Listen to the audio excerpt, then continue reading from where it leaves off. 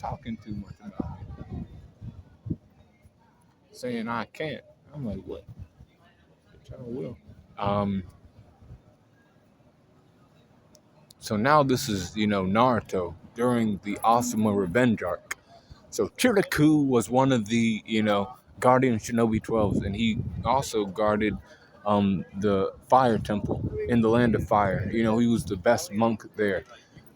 They called him out. They were like, Monk Chiriku, we have to defend this temple because these guys in the black robes with red clouds are here. He knew it right away. He was like, this is the Akatsuki, stand back and let me, defend this place. He's fighting against both Hidan and Kakazu by himself. He pulls out Buddha statue move on him, and he starts, hitting these fools. Boom, boom, boom, boom. He's keeping them at bay for a little bit, but then once they got serious, he was hunted down, and he was hunted down because guess what?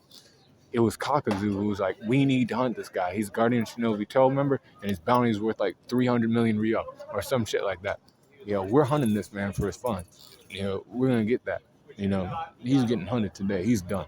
And he was because he got overcome by not just, Kakazu, but also Hidan and his techniques. It was two Akatsuki members.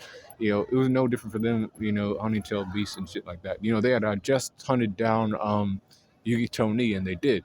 So they were like, ready to go and shit. This is the immortal duo. They ended up taking them down. After that, then, Tsunade was like, the Akatsuki are, they're not just hunting tail beasts, they're doing other things too. We need to protect our village. Maybe you should go and, he calls to taking them out. He's like, Austin was like, Chiriku was a friend of mine back in the day when I was running with the Guardian Shinobi 12.